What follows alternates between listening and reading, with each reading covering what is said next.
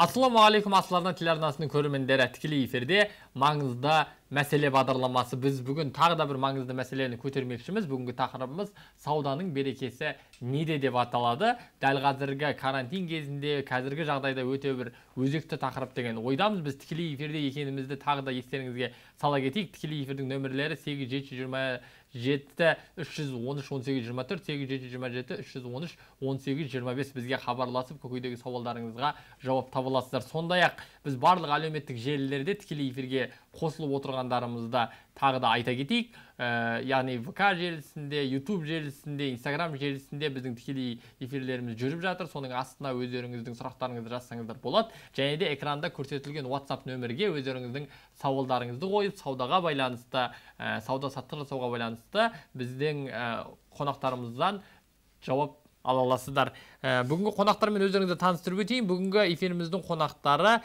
кәсіпкер Нұрлыбек Рәбілұлы ағамыз, және де Алматы қаласы Әбубәкір мешітінің наиб имамы Айдос Шарапатбекұлы ағамыз. Ассалаумағалейкум. Уағалейкум. Қалдарыңыз қалай, жақсылар ма, амансыздар ма? Аллаға шүкір, аман. Көңіл күйіңіз қалай? Дұрыс па? Көтеріңкі.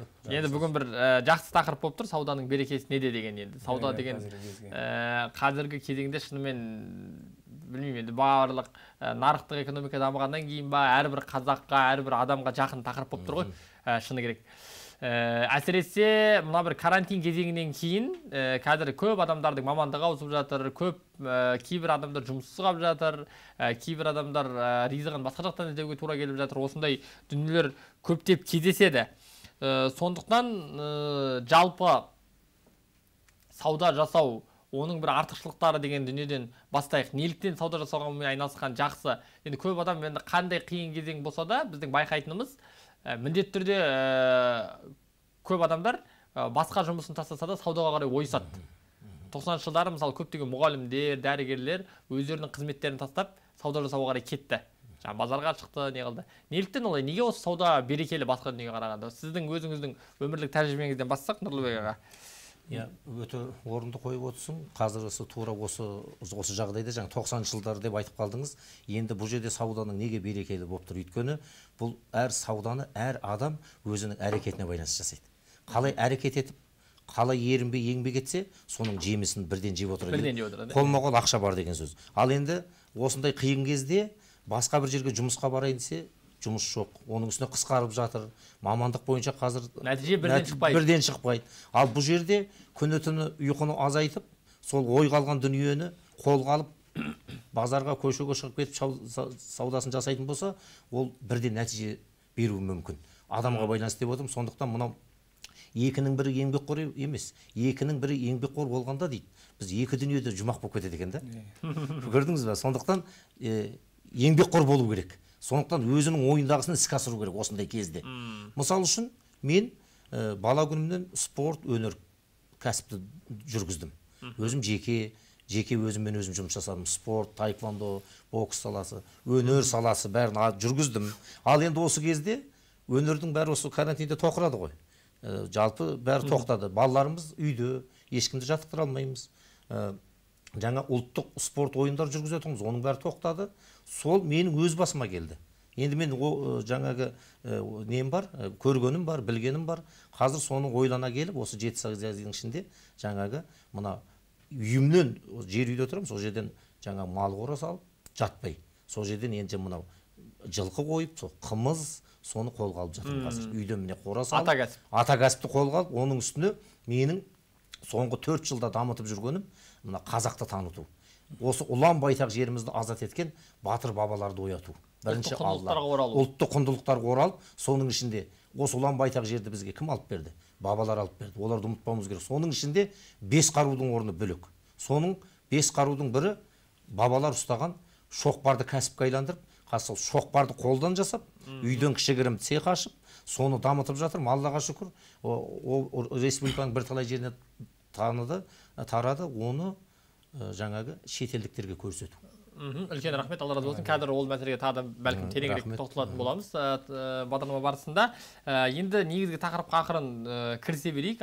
Келесі сұрақта сол өзіңізге сол сауданың берекесін сіз шариғи тұрғыдан бір ауыз айтып өтсеңіз, және де келесі көрермендерден де қазір біз тікелей эфирде екенімізді жаңа айтып кеттік қой, көрермендердің естеріне тағы сала кетейік. WhatsApp нөмірі бар, соған сауалдарыңызды жіберсеңіздер болады. Бізге міне хабарласып жатқан алғашқы көрермендер бар, бірнешеу. Солардың міне алғашқы сұрағы Ақтаудан саудаға үстіне қанша пайыз қоссам болады деген сұрақтар келген екен. Сондықтан бірінші әуелі сауданың берекесі туралы шариғи тұрғыдан бірінші естіп алсақ, ары қарай осы сұрақ қойсамыз. Дұрыс, жалпы әуелі Аллах тағалаға мадақ, пайғамбарымыз саллаллаху алейхи ва саллям салауаттар айтамыз. Мейірімді рахымды Алланың атымен бастаймыз. Жалпы өзіңіз осы эфирдің басында айтып кеттіңіз, қазіргі 90-шы жылғы мен қазіргі жағдай салыстырып, нарықтық экономиканың өзгеріске ұшырап жатқандығын. Бұл жөнінде расында да өткен жолы 1 қыркүйек күні елбасы Қасым-Жомарт Кемелұлы халыққа жолдауында айтты. Жаңа қазір бұрынғы мұнайдың дәуірі біткен, аяқталған сияқты. Барлығымыз, яғни экономикалық нарық өзгеріп жатыр. Бұл тек қана Қазақстанға емес, бүкіл әлемге 100 жылдың ішінде деді, 100 жылдың ішінде қайталанбаған осындай ауыртпашылық нәрсені басымыздан, жалпы әлем басынан кешіріп жатыр деді. Оған қайтадан орнына қалпына келу үшін мамандардың, арнайы мамандардың есептеуінше 5 жыл уақыт кетеді деді. Енді расында да шынымен де сол кезден бері қарай өзінің негізгі мамандықтарын тастап, саудамен айналысып, сол саудадан өзінің нәпақасын тауып жүрген тұлғалар жетерлік. Бірақ бұл сауданың өзінде де бір өзінің маманы болады ғой. Әркім негізі кез келген адам, мен де айналысқым келеді саудамен. Бірақ менің оған ебім жоқ та. Ал ептілер, сол ебі келтіретіндер өздері алып кетеді, оны жақсылап сонымен дамытады. Ал шариғи тұрғысынан айтатын болсақ, пайғамбарымыз саллаллаху алейхи ва саллям өзінің хадисінде айтты. Жалпы берекенің 9-ы жалпы саудамен егінде деді. Қалғаны жаңағы несі мал бағып, оны да бір сатуда деп айтып өткен болатын да. Жалпы оның берекенің 9-ы саудада болғандықтан көпшілік адам, яғни саудаға қызығады. Ал бірақ соның ішінде жаңа айтқандай өзінің бір табиғатында бар адам оны алып кете алады. Ал жаңа сұрағыңызға келетін болсақ, жалпы қанша пайыз қосса болады? Енді саудада өзі қосымда негізгі шариғатта намаз, ораза, зекеттің өзінің нелері бар ғой, жаңа рүкіндері, шарттары бар. Сол тәртібі бойынша фих кітаптарында, жалпы фих ілімінде сауда бөлімі бар, әл-байғ деп айтады, жалпы сауда бөлімінде. Сол тұрғыдан 4-ке бөліп қарастырады. Әл-мусауама, жалпы мусауама деген сауданың өзінің алған бағасын және бағасын айтпай, үстіне қойған бағасын айтпай сатуды айтады. Екіншісі жаңа мурабаха дейді. Жаңағы сауданың сол сатып алған нәрсесін бағасын айтып және қойған бағасын айтады. Бірақ ол шындылық болу керек те, жаңағы өту керек. Одан кейін үшіншісі жаңағы ешқандай пайда көрместен нақ өз бағасына сату, ол мәселені қарастырады және өз бағасынан төменге сату. Бұл жаңағы мүмкіншілік жоқ жағдайда. Мысалы үшін андай зат бөлінетін заттар болады, ақырында көп тұрып қалса, оны өткізу керек болады. Сол жағына қарастырып 4 неге жолға бөліп біздерге айтып өтеді шариғат кітаптарында. 4 жолды көрсетеді.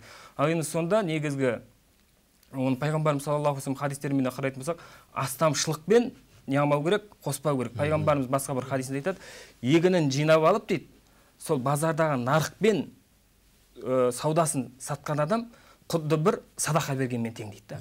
Яғни оның өзі құлшылық болады екен, ортадағы баға қанша болып жатыр. Мысалы үшін мына су қазір қанша теңге? 150 теңге болатын болса, оны сен ортадағы баға 150 теңге, сол 150 теңгеден сату деген сияқты. Яғни жалпы ортадағы нарықпен өлшеп сату адал болуға тырысу керек. Осы кезде келесі сұрақты үстемелеп өзіңізге бір қойып жіберейін. Енді мына карантин кезінде өзіңіз де көрдіңіз. Дәл қажет кезінде, мысалы, жоқ дүниелердің қымбаттап кеткен кездері болды. Жаңағы дәрінің, немесе жаңағы маска деген дүниенің. Жаңағы өзі бар дүниені өз бағасымен сату, жаңағы егін деген сөз сауап деп жатсыз. Ал сол халыққа керек жерден көбірек пайда тауып қалу үшін қымбаттатып жіберу деген дүние қалай болады екен? Бұны шариғатта құптамаған бұны. Негізінде бұл жол адал жол болып есептелмейді. Ол ақша адал болмай қалады ғой. Иә, өйткені енді сахих бір хадис кітаптарында келмесе, даиф хадистерден бар. Жалпы қара базар деп айтады ғой, былайша айтқан кезде. Қара базар жаңағы қолындағы мал мүлікті жаңағы жинап қалу, барлық адам ол таусылған кезде оны жаңағы қайтадан сатылымға шығарып қымбат бағаға сату. Мысалы ол бізде байқалды, масканың өзі солай сатылды, кейбір дәрі-дәрмектердің өзі солай сатылып кетті ғой. Яғни ақша істеу ниетімен. Негізі ол шариғатта оны құптамаған. Жақсы, үлкен рахмет, Алла разы болсын. Енді аға, қазір енді бізді көріп жатқан қаншама көрермендер бар. Олар енді мынау жаңа сауда туралы, оның негіздері туралы біліп жатыр. Қазір қойылып жатқан көптеген сұрақтар да бар. Оны да бағдарлама барысында қоятын боламыз. Енді сізге қойғым келіп отқан сұрақ, сол көрермендеріміздің арасында әлі де сауда жасағысы келетін, бірақ бір бата алмай жүрген адамдар болуы мүмкін. Бір кәсіп бастағысы келеді, қолынан бір икем келетін бір істі ары қарай бір нарыққа кіргізіп, сол өзінің шеберлігі арқылы соны бір пайда табуға бір ыңғайласа, соған жұмсаса дейтін адамдар бар. Соларға қандай кеңес айтасыз? Сіз өзіңіз кәсіп бастаған кезде өзіңіздің бір қорқынышыңызды, бір осы кәсібім жүрмей қалады-ау деген бір ойлар болды ма? Оны қалай жеңдіңіз? Бұл енді менің ғана емес, бұл әрбір қазақтың жаңа осы сұрақтың төңірегінде ойланып тұрған азаматтардың бәрін толғандырып отыр. Өйткені бұл жерде ең алдымен сол кәсіпті бірінші ойланып шешіп алу керек. Неден бастау керек? Оның тиімді жағы қандай жаңа кесірі тиіп кетуі мүмкін. Соны жағын дұрыстап ойлап шешіп алып, бір шешімге келгеннен кейін адам өзінің жүрегін тыңдау керек. Өзі жүрек өзі келтіреді. Сондықтан содан кейін айтады ғой, тәуекел. Тәуекел ету керек не нәрсеге. Ал қорқа берсең, ол ештеңеден ешқандай қорытынды шығара алмайсың. Сондықтан тәуекелге бел буу керек та, ештеңеден қорықпай, бірінші Алла, бірінші жүрегіне сеніп, жүрегінің адалдығына қорықпай істеп отырған жұмысының адалдығына сенсе, қорықпай, тәуекелге берілсе, бірінші Алладан сұраса, жұмыс жүріп кетеді. Бастау керек. Ең бірінші бастап кету керек, берекетін береді. Қорықпай бастау керек қой.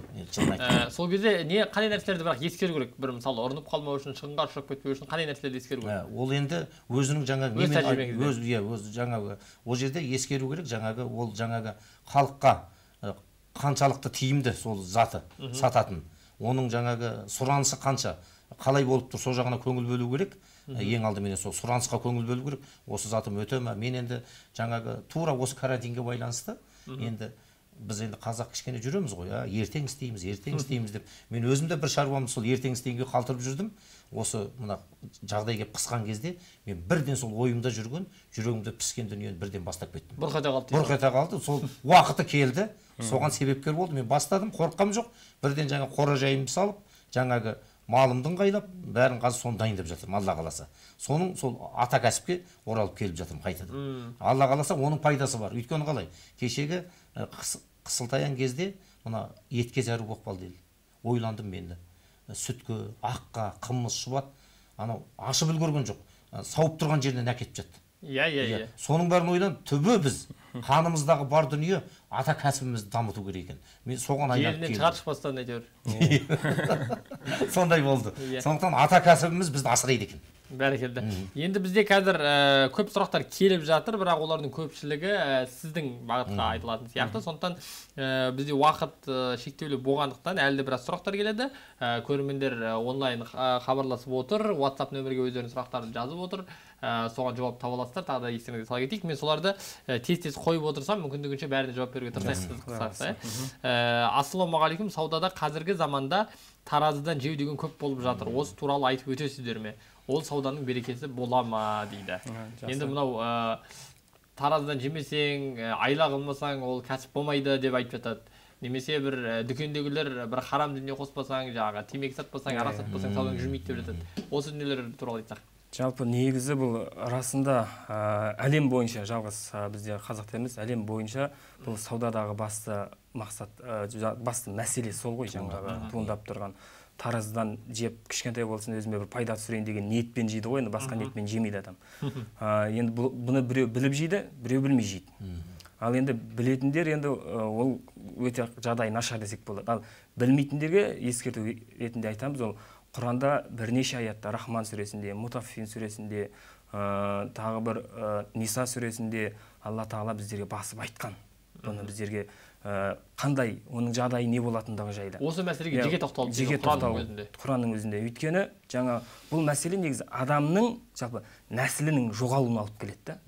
Мысалы кезінде пайғамбарымыз мысалы хадисінде айтады, сендерден алдыңғы жоғалған қауымдарға жоғалуының себебі болған дейді. Бірден бір себебі ол сауда саттықтағы айлалар себеп болды дейді.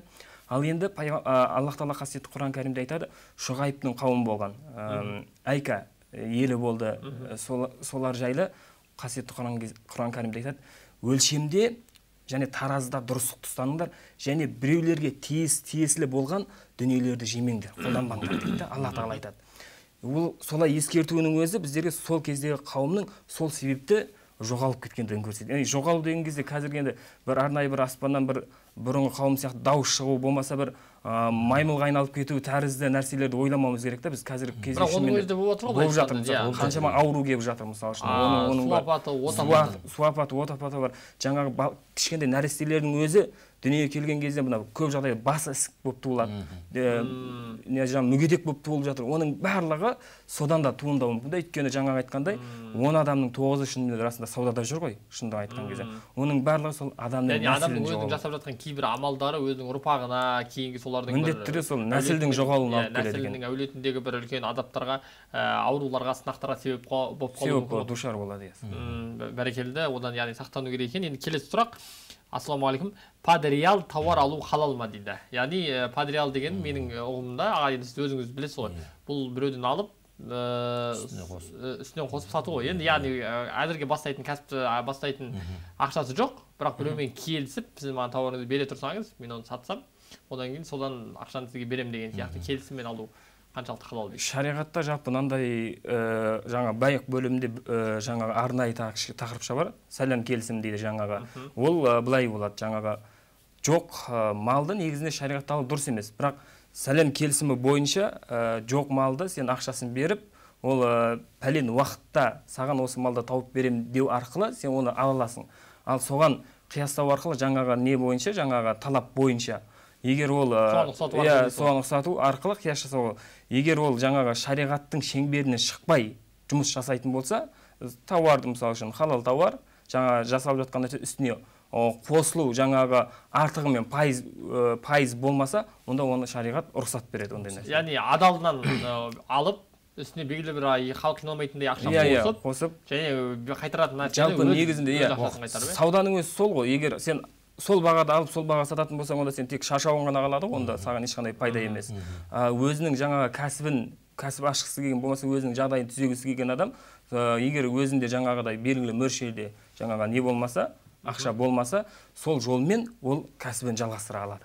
Бәрекелді, үлкен рахмет, Алла разы болсын. Бізге хабарласып жатқан көрерменіміз бар екен, ендеше келесі кезекті соған берейік. Ассалаумағалейкум, сіз тікелей эфирдесіз. Уағалейкум сәлам. Сұрақ, осы кәсіпкерлікпен айланысып отыр едік жаңадан бастап. Соған енді ассалаумағалейкум. Уағалейкум сәлам, айта беріңіз, естіп отырмын сізді. Мен Алматы облысынан қолдауында бір ет кәсіп, халал етпен айланысып отыр, бірақ енді маған соған қолдау көрсетеді, не болмаса бір өкіметтен алайық, процент беріп отыр. Процент беріп отыр. Жақсы. Бұл кісі кәсіппен айналысады екен, енді бастап жатыр. Етпен соған байланысты сол кәсібін ары қарай дөңгелету үшін белгілі бір қаражат деген болса керек, инвестиция. Сол бір маған пайызбен беріп жатыр дейді. Енді ол дұрыс па, дұрыс емес па, пайызы бар ақшаны алайын ба, алмайын ба, жоқ әлде басқа жолын іздестірейін ба деген сияқты сұрақ болса керек. Сұрақ орынды сұрақ. Рахмет сұрағыңызға. Жалпы бұл пайыздың үлкенде кішіде харам болады. Одан дөңгеленген әрбір жаңа табылған табыстың бәрі харам болады. Ол табыспен бала-шаға тамақтанады, бала-шаға да сол хараммен тамақтанған болады. Бізде қазақта бір жақсы бір өлең шумақтары бар, Құнанбайды дәретсіз емізбеген дейді. Енді сол тектіліге Зере анамыз, сол әжеміз жаңағы Құнанбайды дәретсіз емізбегендіктен абайдай тұлға шықты да одан. Енді сол сияқты бізде ішіп жемімізге асымыздың адалдығына қарайтын болсақ, адал жолмен кәсіпті іздейтін болсақ, жаңағы барынша тырысу керек қой енді адалдыққа. Ол кезде біздің ұрпағымыз сондай текті болып шығады. Мүмкін сол ниеті үшін одан шыққан ұрпақ бір жақсы бір бизнесмен болып кетер, білмейміз ғой. Бәрекелді, Алла. Осы жерде бірден қоссам, мынау енді жалпы жаңа сұрақты дұрыс қойып отыр. Бұл бүкіл қазақтың басындағы қазір қиыншылық болып тұр. Бұл айтқанда проблема. Неге? Бізді бұл мәселені мемлекет қарастыру керек. Өзіміздің мемлекет қарастырып, қолынан іс келетін азаматтарға пайызсыз қолдау беріп, пайызсыз, үстемақысыз, міне қолдау көрсетіп, 2 жыл, 3 жыл деп істетіп, содан кейін барып жаңағы сол ақшаның өзін қайтарып берсе дейміз, қандай пайызсыз көмек ретінде. Мемлекеттің құдайға шүкір жағдай жетеді ғой, байлығымыз бар. Енді бұл жерде сәл былай қарастыру керек сияқты. Енді жалпы мемлекеттік бағдарламаларға байланысты, кәсіпке байланысты, қазір енді атамекен кәсіпкерлерді қолдау палатасы бар. Ол жерлерде осы кәсіп қолдау бағдарламаларында 500 мыңдық 3 миллиондық гранттар бар. Немесе одан да көп деңгейде деген сияқты пайызсыз гранттар бар. Кәдімгі қайтарылмайтын, бір жолға берілетін гранттар бар. Мүмкін осы біздерге хабарласып отырған көрерменімізге сол гранттарды қарастырса, жолын іздестірсе, ондай да жолын табуға болады мемлекет тарапынан. Немесе қазір тек қана мемлекет емес, әлеуметтік желідегі қарапайым адамдардың өзі, жағдайлы кәсіпкерлердің өзі өзінен кейінгі жас кәсіпкерлерге қолдау ретінде жасап жатыр. Қазір мысалы ауылға көшкен адамдарға үй салып беріп, малын алдын алып беріп жатқан жағдайлар кездеседі. Сол сияқты егер сәл ізденсе, қазақта бір-біріне осы өзінен кейінгі қазақтарға жәрдем беретін жағдайлы байлар жетеді деген жолдары көп қой. Сондықтан бастысы жағы харамға, міне Құдай беріп тұр екен деп харамға ұрып кетпей, жолын іздестіру керек қой. Бастысы харамға қашса, сол адал жолмен де Алла Тағала ризықты беріп, келейін деп тұрған ризықты адал жолмен де береді ғой. Бізде сол негізі сол мына шариғат жөнінде де дұрыс айтып отыр. Біз негізі сол басынан шариғатты көбірек сол жөнінде жолмен жүруіміз керек сияқты. Өйткені осы мемлекеттің кредитті асты үстіне ойланбай алғанның кесірінен қазір халықтың жағдайы өте төмен. Сонда қарасаңыз, мына пайыз дегеннің ешқандай пайдасы болмай тұрған содан байқауға болады. Адам қорқпау керек. Содан аулақ жүру керек осы. Пайыздан қашу керек дейсіз. Адал, өзіңіз айтқандай, ауылдың ішінде әрбір бір бай бір ауылда асыраған ғой. Сол тіл табысып, сондай бір соған қайтып келуіміз керек қой. Соған сондай азаматтардың алдынан өтіп, мен осындай кәсібіме көмектессеңіз, қол ұшын берсеңіз, сөйтіп қазақ бір-бірін демесе, сонда пайызсыз жақсы шығып кетеді деп ойлаймын. Негізінде жалпы көпшілік жаңа кәсіпкерлер осы жаңағы пайызды алып жаңағы жұмысымды тез бастамасам мен жаңағы құлдырау мүмкін деген сияқты оймен алып қояды ғой. Негізінде пайғамбарымыз саллаллаху алейхи вассалам хадисіне қарайтын болсақ, екі нәрсеге адамның өзі барады дейді да. Ол өзі қуып жетеді адам өзі. Бірі ажалы болса, ажалға өз аяғымен барады ғой. Екінші ризығы дейді да. Сондықтан біз сол ризық нәрсеге кәміл сенетін болсақ, ажалдың өзі адамға келеді, және ризық адамды екеуі қуып жетеді да. Яғни біз ризықтың артынан жүрген жоқпыз, біз ақшаның артынан жүріп отқан жоқпыз. Егер біз өзімізге қатысты амал жасасақ, дүние өзіміздің артымыздан келеді. Мәселе осыда ғой, біз енді көп жағдайда дүниеге біз баратын сияқты, біз қимылдамасақ, біз жұмыс істемесек дүние келмейтін сияқты көреміз. Ақиқатында біз амалын ғана жасаймыз, ал дүние өзі-ақ келеді деген нәрсені түсініп алуымыз керек болып тұр. Дұрыс екен, өте жақсы. Келесі сұрақты көрейік. Ассалаумағалейкум. Сауда ашу жақсы жүру үшін қандай сүрелерін оқыған дұрыс? Алла разы болсын сізге дейді. Бір оқып жіберсең сауда жүріп кететін бір сүрелер бар ма? Енді жалпы осындай сұрақтар негізі көп келеді. Жаңа мешітке де келеді ғой. Мен жаңағы нем саудам жүрмей жатыр. Болмаса кәсібім бәрі құлдырады, банкрот болдым. Жолымды ашып бересіз ба деп сұрап келетіндер бар да. Енді оған арнайы бір сүре оқып, негізінде шындығына келгенде жол ашу деген нәрсе жоқ қой. Адамның өзі жолын жабады, өзін ашады. Ал бірақ енді тәжірибеден өткен кейбір имам бауырларымыз өздерінің өмірлерінен көріп айтып берген бір оқиғалар болған. Енді оны ұзынан айтып беріп жүрмін, бірақ бір жаңағы дұға бар, керемет дұға. Ол кез келген нәрсеңді жаңағы шешіп бере алатындай дұға. Пайғамбарымыз саллаллаху алейхи вассалам жасағандыз: "Я қай, я қайюм, бирахматика астағису, аслих ли шәни куллаху ва ла такилн иля нафси тарфаху айн" деп осы дұғаны пайғамбарымыз саллаллаху алейхи вассалам біздерге Фатима қызы жаңа мұңайып отырады ғой. Сонда пайғамбарымыз саллаллаху алейхи вассалам қызына қарап: "Уа Фатима, неге мұңайып отырсың? Мен саған барлық ісіңді шешіп беретін жаңағы сөзді үйреткен едім ғой" деп жаңағы дұғаны қайталап пайғамбарымыз оқыған екен да. Яғни үнемі қайым болған, тұрушы, тірі болған Аллах Тағала, мәңгі ұлы болған Аллах Тағала жаңағы барлық тірлігімді өзің ғана шешіп бер. Және үнемі өзгеріп кететін, және нәпсіме, және маған жаңағы барлығын өзіме тапсырдым, яғни өзінің адамның сенімсіздігін, өзіне деген нәпсіне сенімсіздігін маған сене көрме деген сияқты мағынадағы. Адам өзімді өзіме тапсырып қойма дейді ғой. Өзімнің кемшілігіме, адам өз-өзіне сеніп қалса, өз-өзінің нәпсісіне менің қолымнан келеді деп қалса, сол кезден бастап құриды ғой негізі. Яғни өзін Аллаға тапсырса, ісі көп жүретін сияқты. Енді аға, өзіңізге де қойсақ осы сұрақты, ағамыз енді жаңағы жақсы айтып өтті, қандай сүрелер оқу керек екендігін. Мүмкіндігінше енді жалпы сүре мен дұғаның жаманы жоқ қой. Қай-қайсысын болса да оқыса, жалпы ниеті дұрыс болса, Алла Тағала берекетін береді ғой. Енді қазақтың қай баласы болса да кәсіпті Алланың атынсыз бастамайды ғой. Енді сөздің басы бисмилля, істің басы бісміллә сіз қылма дегендей. Сіз алғаш кәсіптеріңізді бастаған кезде қандай дұға оқыдыңыз? Бір әлде құрбан шалып сондай бір әрекет болды? Аллаға шүкір, мен енді сол мынау осы Алматыда жүргеніме бір 30 жылдай болды. Сол егемендіктің сол 91-де әскерден келіп, содан осы жақта 93-тен бері Алматыдамын. Енді сол кезде менің енді мешіттердің жоқ кезі. Ол кезде Алматыда бір 2-3 мешіт, бірақ енді бізде отбасы тәрбиеден басталған. Сол осы имам жоқ, мешіт жоқ кезде марқұм әке-шешелеріміз құлқуалланы оқытып, фатиханы үйретіп, содан бісмілләсіз бастама.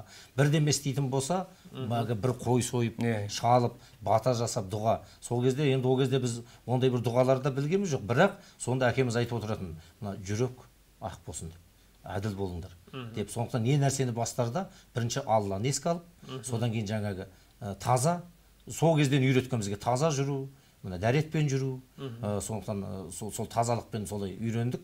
И солай өзім де сол не шаруаны бастасам да бірінші Аллаға сыйынып, жаңағы бір қойымды қан шығарып, сөйтіп барып маңайыма беретімді беріп таратып, садақамды таратып. Ол бүгінгі күнге дейін бізде қалыптасып қалған дүние. Онсыз біз жүре алмаймыз. Жұмасына шелпегімізді пісіріп, әлі күнге дейін мешітке кіріп деген сияқты бәрін жасап отырамыз. Бәрекелді, Алла тағаланың атымен басталған кез деген істе енді береке болады ғой.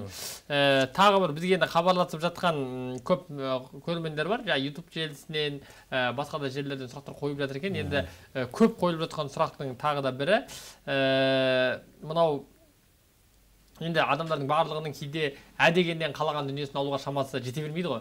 Бірақ адамның дүниеге қызығуы бітпейді. Қазаққа $10,000 берсең, $15,000 көлігін іздейді дегендей. Көп дүниеге қызығамыз ғой. Бірақ соны енді кредит деген нәрсе, несие, пайыз деген нәрсені харам екендігін білгеннен кейін адамдар одан қашады. Бірақ қазір оның бөліп төлеу деген түрі бар, рассрочка. Оны енді арнайы бағдарламалар бар, өздеріңіз білесіздер, кейбір банктер жасап қойған. Солар арқылы кірсе, онлайн түрде оп-оңай алатын мүмкіндіктер бар. Солай алған заттардың ішінде харам дүниелер бола ма? Өйткені ол жерде бір кейбір пения дейді, сондай дүниелер қосылып жатады, егер кешірсең. Ол харам болып кетпей ма, жоқ әлде ол дұрыс па дейді. Осы бір нәрселерді бір анықтап берсек дейді. Бұл жаңағы мәселе адам өзі жаңағы шынайы сеніп тұрса, мысалы үшін шынымен де рассрочкалар бар. 3 айда төлейтін болсаң, жаңағы төлей алсаң, ешқандай да пайыз қосылмайды. Ал егер сол уақытынан кешіктірсең, пайыз қосылып кетеді. Онда ары қарай харам болып кетеді. Ал егер сен сенімді болсаң, өзіңе нақ. Оның екінші бір себеп, ол сенің қажетті болған затың болу керек. Нақты қажетті. Мысалы, мұқтаж болған. Саған керек болып тұр. Мысалы үшін сенде не бар? Жаңағы ноутбугың жоқ, қазіргі жағдайға байланысты. Планшетің жоқ. Яғни онлайн сабаққа байланысты саған қатты керек. Ол болмаса сен сабақтың бәрінен қалып қоясың. Және сен сенесің 3 айда сен оны құтыла алатындығыңа. Бір жағдайың бар, мүмкіндігің бар. Оны да алуға болады. Ал енді сенің жаңағы телефоның бар, простой телефоның. Бірақ сен біреу басқалар сияқты бір iPhone ұстағың келді, қызығып. Төлей алатындығына сенімді болсаң да, онда алмаған дұрыс. Осы жағына қарау керек та. Яғни адам өзі қажеттілік, қатты. Ол қажеттілікті 3-4 топқа бөледі. Жаңа киімдегі қажеттілік бар, адам қатты киін алмай жатыр, яғни жалаңаш. Екінші ішіп жемдегі қажеттілік бар. Сосын жаңағы недегі тұрыс баспана қажеттілігі. Ал егер осының бәрі далада қалып жатыр да, оны басқа шама жоқ, жағдай жоқ жаңа істейтін. Ондай кезде жаңағы жолмен қолдануға болады. Бір жағы адам баласы өзінің енді ажалы қашан келетінін білгендіктен толыққанды қайтаратындығына сенімді боламайды ғой. Сондан шынымен енді мұқтаждық деген дүниеде нағыз енді шынымен мұқтаж алмаса болмайтындай, отбасы одан аш қалатындай немесе жұмысы жүрмейтіндей болса ғана, өзіңіз айтқандай оқуға байланысты болмаса, мүмкіндігінше жаңағыдай бір қызығып көрсе қызарлықпен ала бермеген дұрыс дейсіз. Онда да шарт жаңа пайыз мақтан үшін алып қоямыз ғой енді. Жүрегіміз адам енді өзінің қазақтар жүрегіне үңіліп қараса деп ойлаймыз. Біз кейде мысалы iPhone деген нәрсенің өзін, мынау iPhone ұстайды екен, ана суретке түсірген кезде iPhone-ның 3 көзі қарап тұрады екен деген бір әдемі сөздер үшін алып жүретін кездер болады. Осы нәрседен сақтану керек деп түсініп отырмыз. Енді сұрақ өте көп болып жатыр. Енді Нұрлыбек аға сізге де қойылып жатыр. Осы сұрақтарды ақырын ретімен айтып отырайық. Мен мебель саласында жұмыс істеймін. Бізге мебельші келіп, бағасын түсірме, маған клиентпен келгенде өз бағасынан бер деп алдын ала айтады. Сосын маған түсіріп, ақшасын маған бересің дейді. Олай істеуге бола ма дейді. Яғни ол кейбір саудагерлерге өзінің талабын қоятын болып тұр ғой, сен бір қымбат бағаға айт дейді, бірақ өзі бір арзан бағаға өткізіп сондай дүние жасайды. Мен мебель саласында жұмыс істеймін дейді, бізге мебельші келіп бағасын түсірмей, маған клиентпен келгенде өз бағасынан бер деп алдын ала айтады дейді клиент. Ал сосын маған түсіріп ақшасын маған бересің деп айтады дейді. Жалпы мебельшік оған мебельді беріп жатқан кісі, мебельді жиһазшы беріп жатқан. Ал ортада ғана саудагер болып тұр, соған жұмыс істейтін адам. Делдалма болып тұр. Енді ол жаңағы мүлік, жаңағы жиһазшының мүлкі болатын болса, онда ол жаңағыдай өзінің қалаған бағасына сата алады ғой. Ал ортадағы ол саған ол кісі жұмыс істеп жатқан адамда, ол өзінің жаңағы өзінің нәпақасын соның бергенімен тауып жатыр. Онда тұрған ешқандай бір әбестік жоқ деп ойлаймын. Бұған енді бірақ кейбір мәселелерге сәл тереңдеп кіру керек сияқты. Бұл жақта толық түсінікті емес. Шымкент дейді, реализацияға тауар алуға бола ма дейді, ол сұраққа жауап бердік. Және де асқабақ сияқты көкөністерді қыста, яғни қымбаттағанда сатуға бола ма дейді. Қазір өте арзан дейді да. Қазір сатып алып, қыстың кезінде қымбаттайды дейді ол. Сол кезде сатсақ қалай болады дейді. Енді ол өз қолынан қымбаттатайын деп тұра жоқ қой. Ол қыстың күні шынымен қымбаттайды. Сол кезде елдің нарықтағы бағасын дұрыс түсінікті. Бұған негізі жауапты алдыңғы хадистермен айтып кеттік деп ойлаймыз. Өйткені жаңа егінші егінін жинап алып, хадис айтты пайғамбарымыз саллаллаху алейхи вассалам, базардағы нарықпен бірдей сатса, санасын нарықпен сатса, онда садақа жасағанмен тең болады дейді. Негізі асқабақ, жаңа қара қарбыздар бар, мысалы, оның барлығы қыста сатылатын жемістер ғой. Қыста сатылатын жеміс бөлек бар, жаздың күні сатылатын жеміс бөлек. Ол арнайы қыста сатылатын жеміс болғандықтан, ол кездегі жалпы қоғамдық, ауам дейді ғой, сол бағамен сататын болса, онда ол шариғатқа қайшы келмейді. Бәрекелді. Енді бір сұрақты өзіңізге қойсақ, мына іс-бастар алдында білетін кісілермен ақылдасып, басынан бастап соңына дейін қалай болатын толық таразылау керек дейді. Біз де бастап кеткенмен толық аяғына дейін ойламағасын қателіктер көп болады. Кез келген саланы алса да шама келетіндей, қиналып қалмайтындай кәсіп болған дұрыс. Қаншама адамдар қатты қиналып кетеді деп Алматы қаласынан хабарласып айтыпты. Енді осы жерден сұрақ туындайды. Сіз енді кімдермен ақылдастыңыз? Жалпы ақылдасқан кезде жалпы кімдермен ақылдасу керек? Осы нәрселерде біз сізден бір практикалық кеңестер алсақ. Өте дұрыс айтып отыр. Жаңа айтады ғой, жалғыздың үні шықпайды, жаяудың шаңы шықпайды дейді. Бірақ дегенмен өз басым бүгінгі дейін жаңа өмір бақи ізденіп, өмір бақи үйренесің.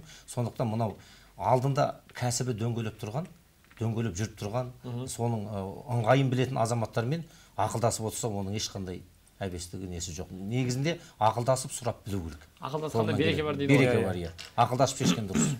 Бәрекелді. Енді мына сұрақтар өте көп. Енді мына негізгі сұрақтың бірі деп ойлаймын, соған бір ертерек жауап беріп жіберейік. Ассалаумағалейкум, пирамида бизнесімен табыс табуға бола ма дейді. Жалпы пирамида бизнесінің жалпы көп жағдайда негізі адамды жаңа шаршату жұмысын алып келеді ғой. Былай шындығына келген кезде өзіне 4 адам жаңағы шариғатымыз оған негізінде жаңа оң көзбен қарамайды.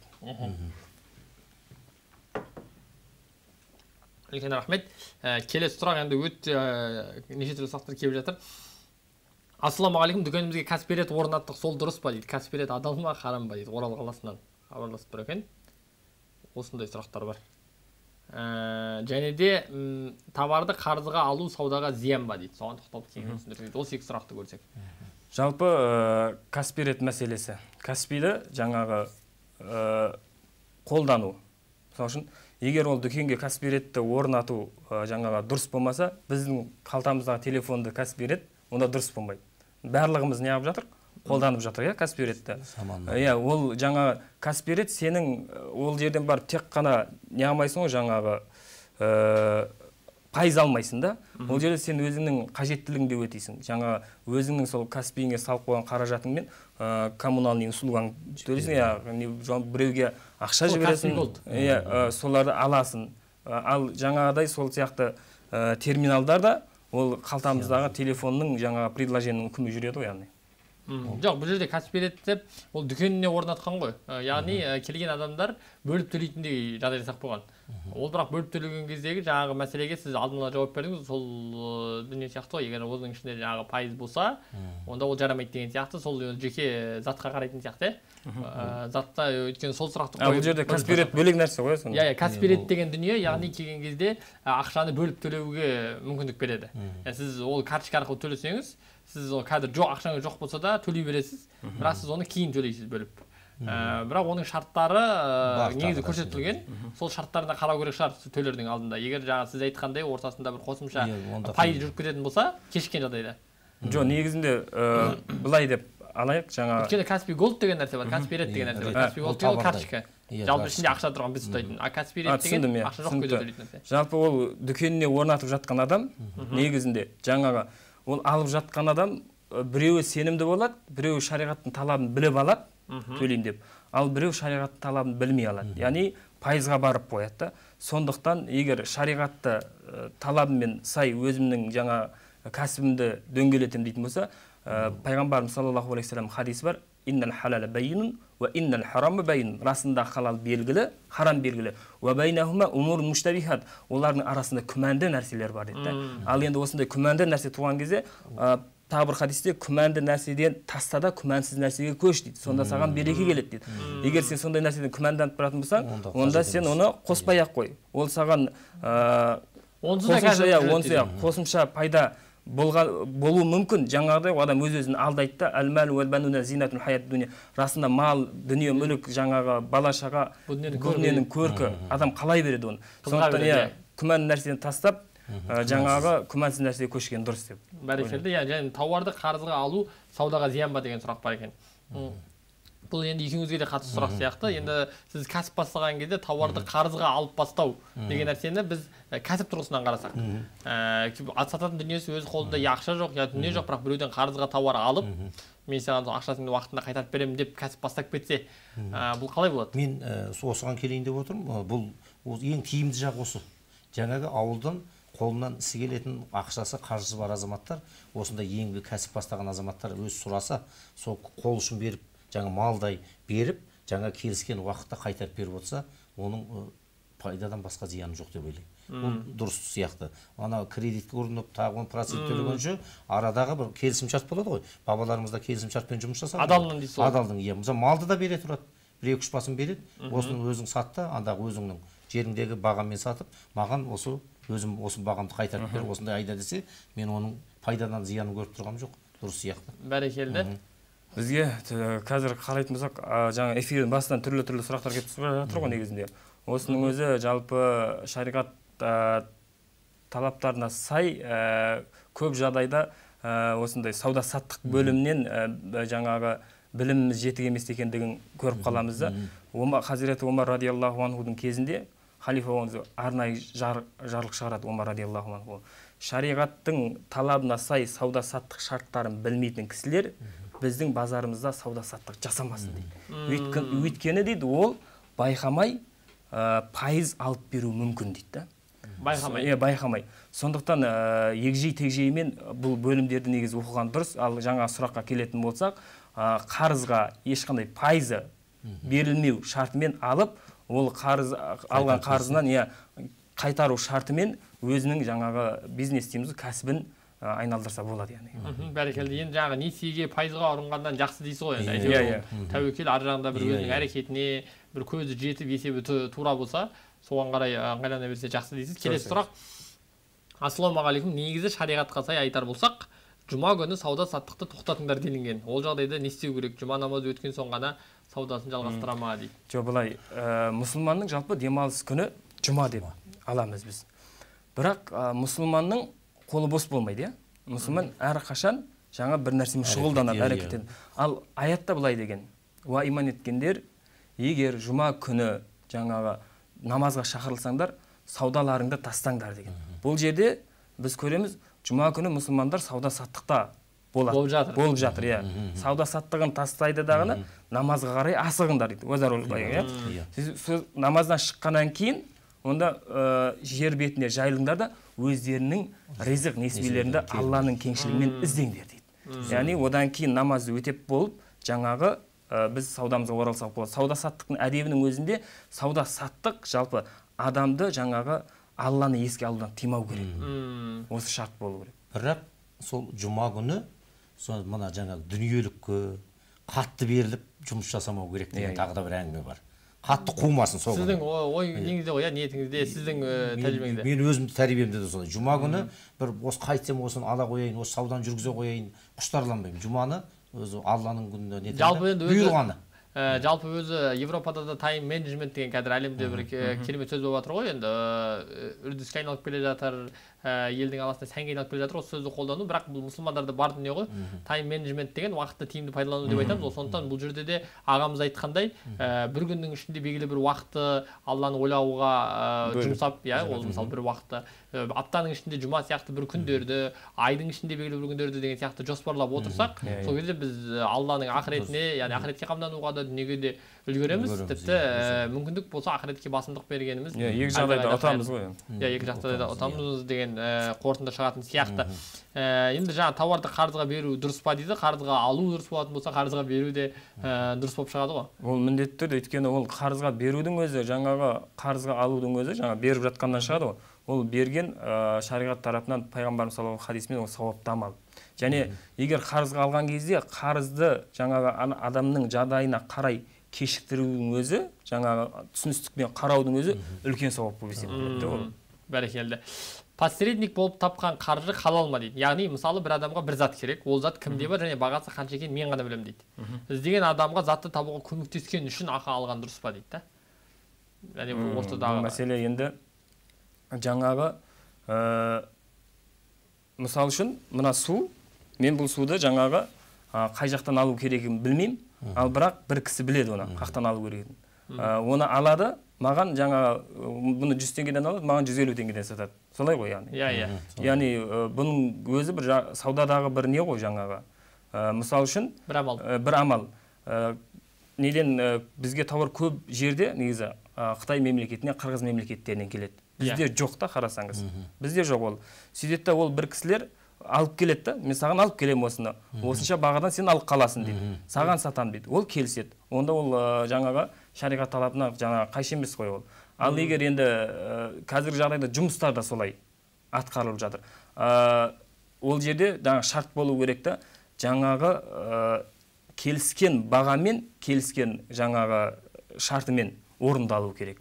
Жаңа алдау не болмау керек. Енді бұл жерде көрермендердің есіне бір нәрсе сала кетсек, қазір енді біз бір бағдарламаның барысында, бізде енді уақыт өте көп қалған жоқ, бірақ бағдарламаның барысында бүкіл сұраққа жауап бере алмаймыз ғой.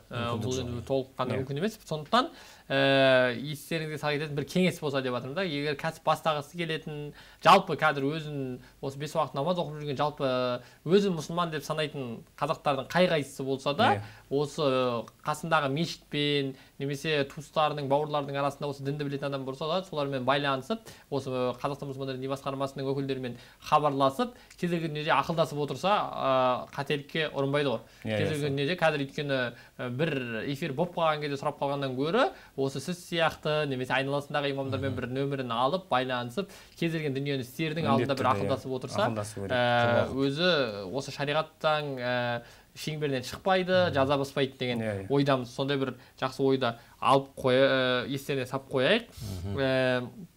Сәлеметсіз бе? Жаңағы имам айтқан сүренің аты қалай аталады дейді. Сіз айтқан дұғаны сұрап жатыр ғой деймін. Дұға ғой ол. Ол дұға, оны мұсылман қорған деген кішкентай кітап бар. Соның ішінде тапсаңыздар болады. Ат-Талақ сүресі жаман әйелден және қарыздан құтқарады деген рас па? Ат-Талақ сүресін қай уақытта және неше рет оқу керек? Саудамның берекесін келтіру үшін қай дұға деді дейді. Жаңа дұға деген мәселе не деді? Енді Ат-Талақ сүресіне байланысты. Талақ сүресі жалпы адамды қарыздан құтқару мәселесіне келетін болсақ, арнайы өзімнің оққан тәжірибемде болмаса бір жерден осы талақ сүресін бірнеше рет оқысаң, қарыздан құтыласың деген бір мәлімет жеке өз басымда жоқ. Ол жағаны былайша білмейтін нәрсені білмеймін деп айтады ғой адам. Ал дұғаға келетін болсақ, дұға мәселесіне жаңа айтып өттік, мұсылман қорғанның ішінде ол дұға бар. Я хай, я қайюм деп басталатын дұға. Осы дұғаны жаттап міне оқып жүрсе, барлық іс-әрекетін Құдай қаласа Алланың қалауымен шешіледі.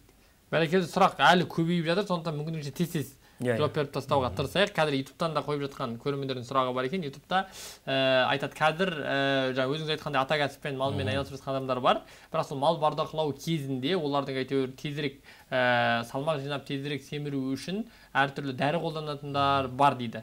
Ол нәрсе дұрыс па, дұрыс емес па, қалай болады дейді. Сіз өзіңіз қазақи тұрғыдан айтсаңыз. Ол өте дұрыс емес нәрсе.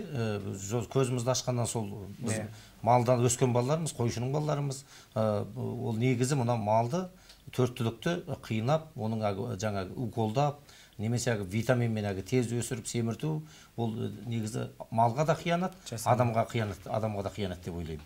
Өзінің кәдімгі жемімен, шөбімен табиғи түрде күтіп, тұрған жерін таза ұстап, уақытында суын, жемін, шөбін берсе, бұл мал онсыз да семіреді. Одан артық жоқ дейді ғой. Одан артық жоқ. Ол адал болады.